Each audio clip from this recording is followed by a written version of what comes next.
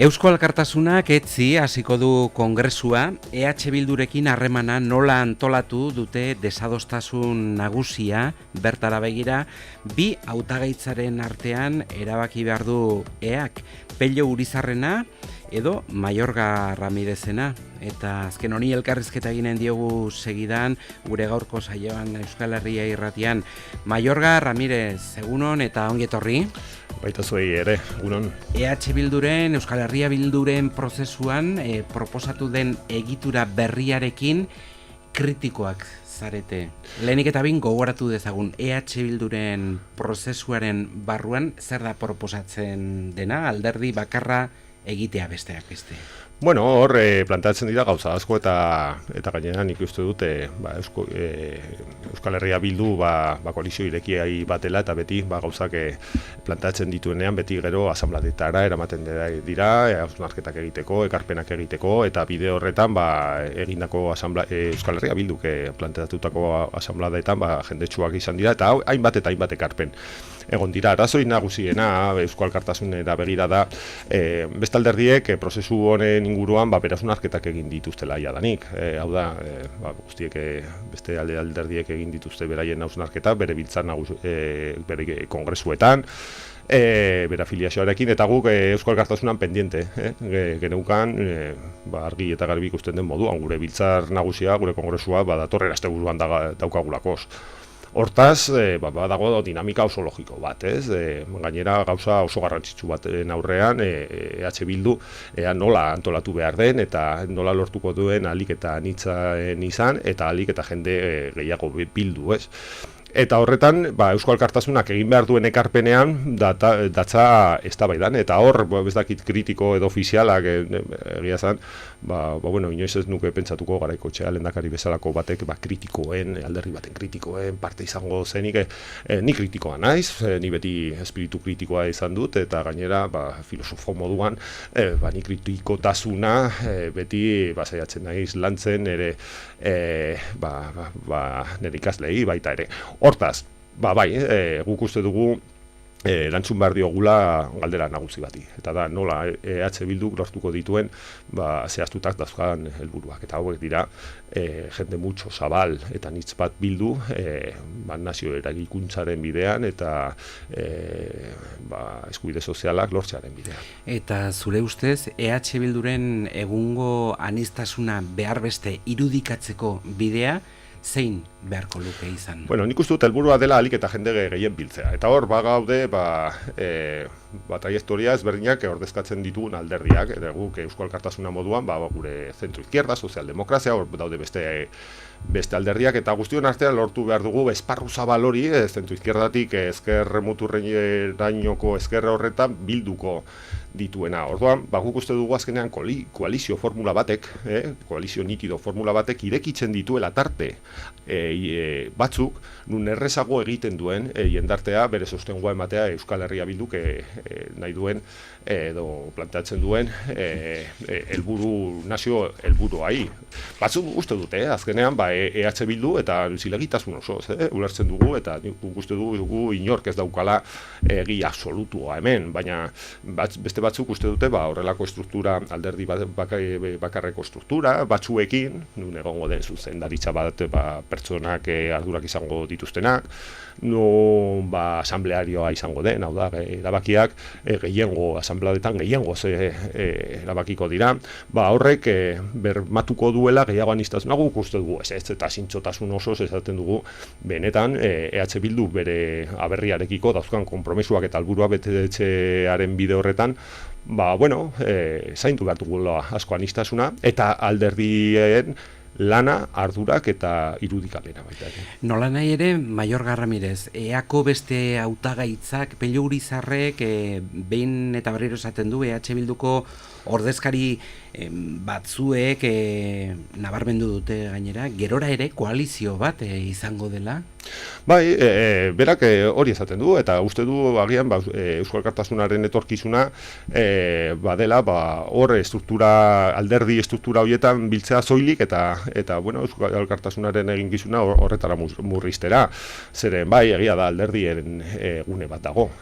Baina zein da hauek dauzkan eskuduntza? Oso murritzak. Hau da, ez dira egunerokotasunerako erantzun emate prozesu horietan alderdiak inplikatzean, adibide bat jarriko dut. Korronte gisa antolatuko litzateke, esate baterako? Ez, korronte gisa, nik uste dut, argi dagoela, Eusko Alkartasuna bere bitza nagusia izango du, eta jarrera bat adieraziko du, eta gero, gertatuko dena da, emaitza dena dela, beste alderdiei laraziko die, zaie, eta beste eragile guztiei, eta akordioak biltzera, zaiena, egin genuen duela, 2011an, eta gogoratu behar dugu nola eman genion Eusko Alkartasunoko paso gaurkoan daukagun egoera honi.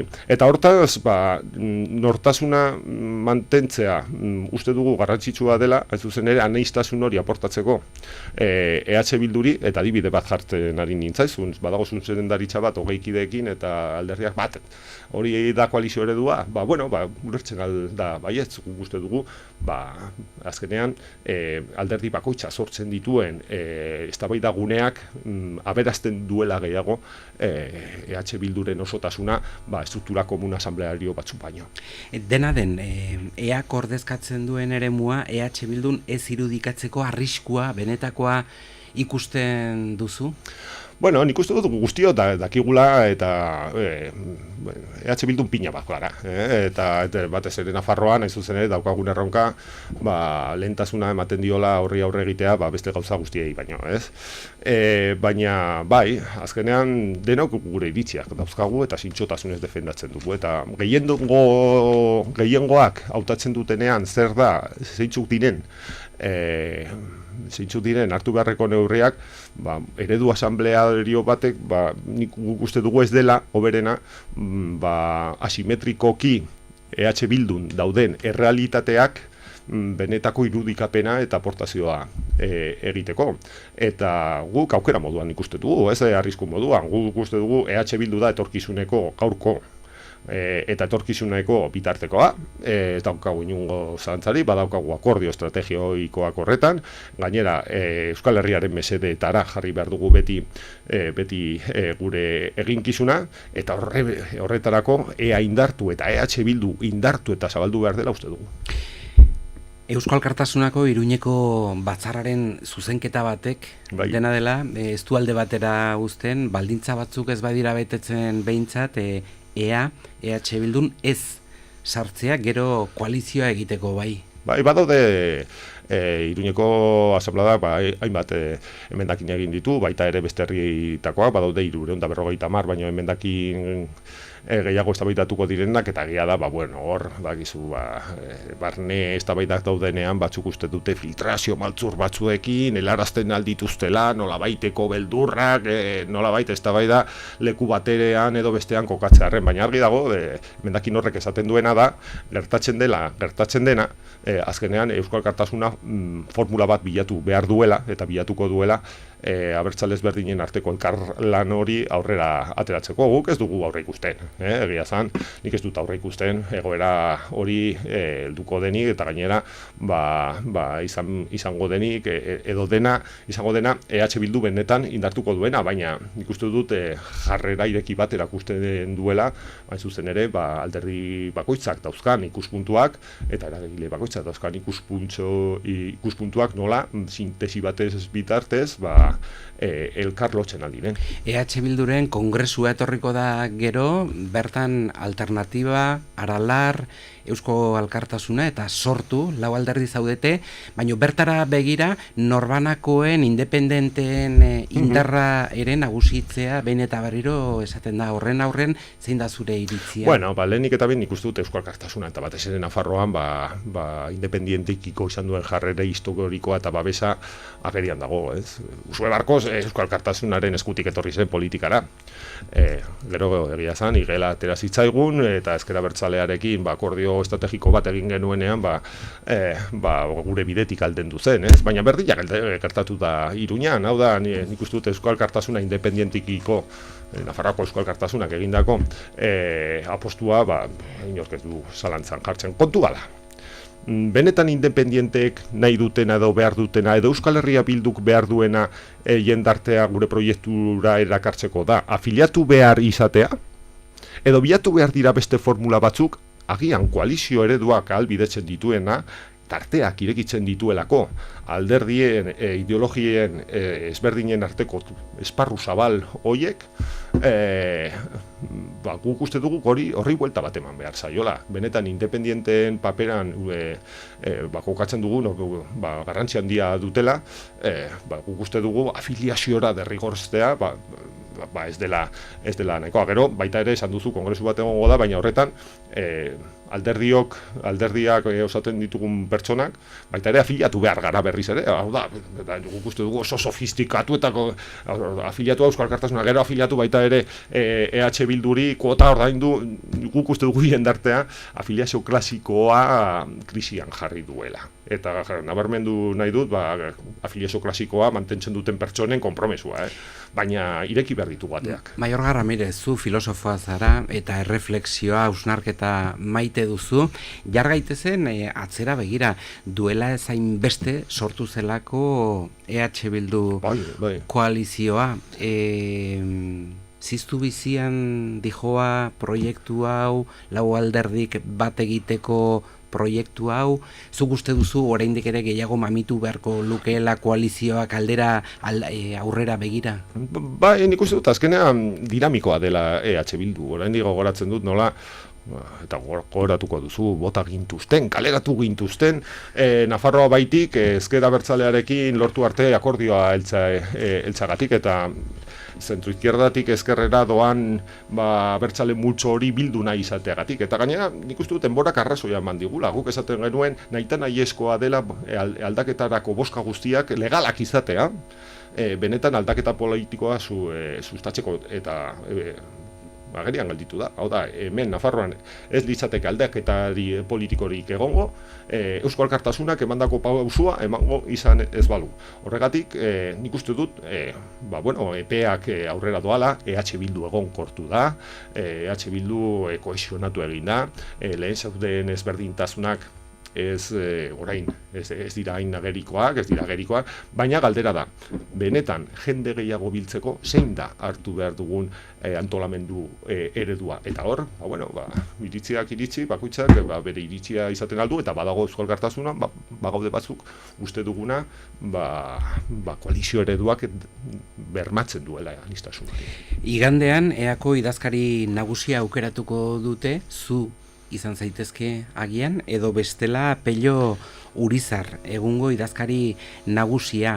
12 urte egin ditu idazkaritza nagusi horretan, zein da egiten duzun Pello Urizarren balantzea? Nik uste dut balantze orokorra positiboa dela, zen azkenean, azkeneko 8 urte hauetan Euskal Alkartasuna oso gauza garrantzitsuak egin dituela. Hala eta guztiz ere, konsiente izan behar gara, nazio ikuspuntu batetik, EH Bildu jaiedo zen indar oso sutsu batekin, jendarteare sostengu oso handi batekin, hainbat eta hainbat ordezkari izan geniu dituen politikan, eta gero hori ahuldu egin zen, batez ere erkidegoan. Hor dago, gure Madrilen daukagun ordezkaritza, nola baita ere, azkenean PNV indartu egin da, eta guk, ahuldu.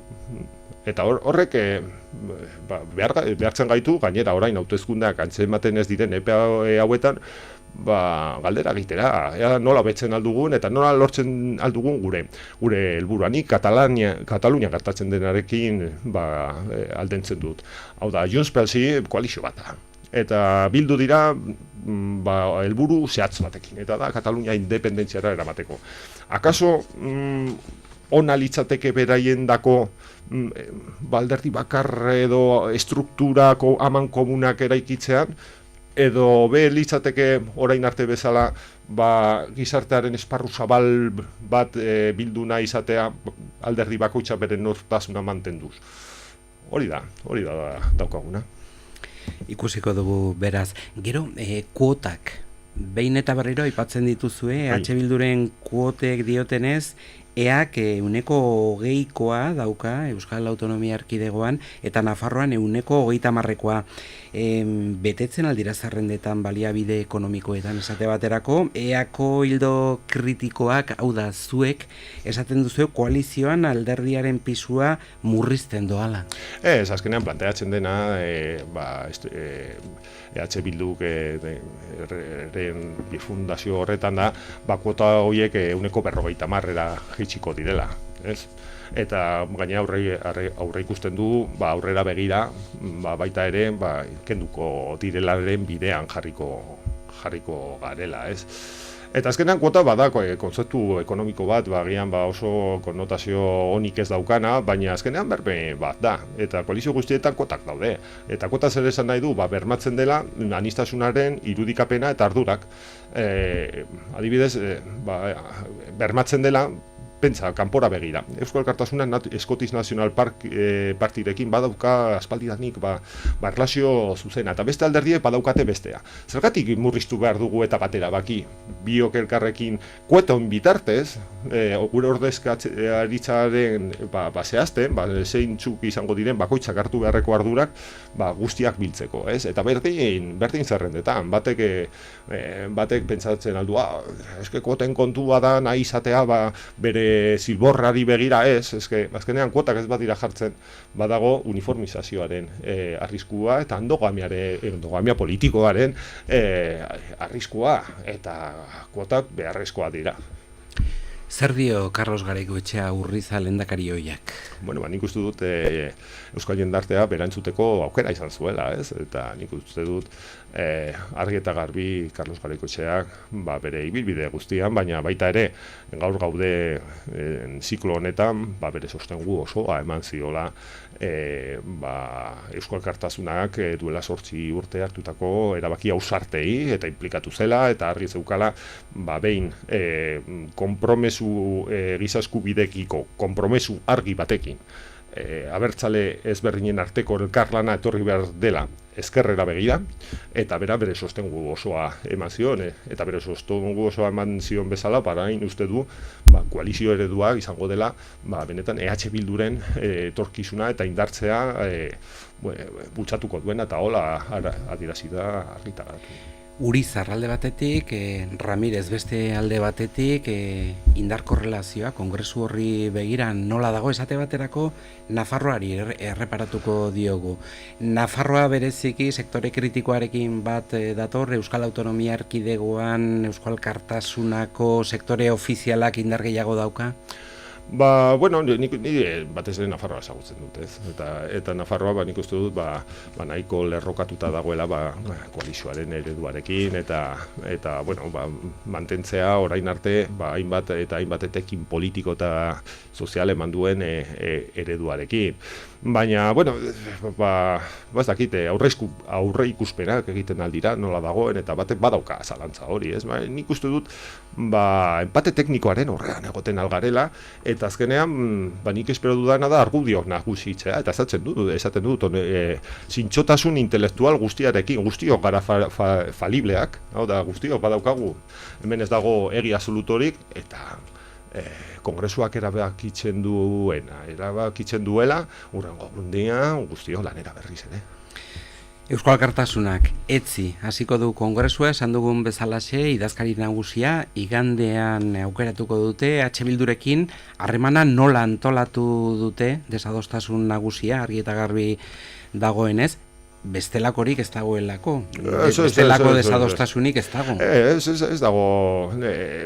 Badira bi. Barnera begira, Euskal Alkartasunan uste dugu egokitu behar dituela bere estrukturak, baita ere 21. mendera. Hau da, afiliazioan poderatu, guk ez daukagu, eta orain arte gauza asko konponduko lituzke. Adibidez, konsultak egitea, zuzenean afiliatu bakoitza bere iritzia eman alizatea, adibidez, hautatu behar denean pertsona bat, ardura batendako zerrenda irekien prozedura berdura eta biltzea, demokrazia, barne demokrazia indartzea. Eta bestetik, iritsi ezberdina daukagu. Baina esaten dugu naturaltasun oso, badago behar bat horri turok esaten zuen. Batek sinisten duenean gauza bat, esan behar, esateko obligazioa dauka. Eta gainera, hori da, eragile politikoak aberazten dituen gauza. Oda, afiliatuak eta pertsonek bere iritzia ematea naturaltasun osoz. Eta naturaltasun berberarekin, bazkenean, erabakitzeguneak, erabakitzen dutena onartzea. Mayorga Ramírez, foru parlamentaria, gaur egun, Nafarroako Eusko Alkartasunan presidentea, idazkari nagusia, zein da zure kargoa? Ez, ni 8 urtetan, baina orain jakina da, Miren Arranoak baduela bardura nagusiak, eta ni, orain afiliatu xumea naiz. Nafarroako zuzendaritzan egon bazaude, ezta? Banago. Oso ongi, suerte handia izan dezazula, Eskerrik asko. asteburu honetan, nahi duzun arte ongi izan. Ongi izan.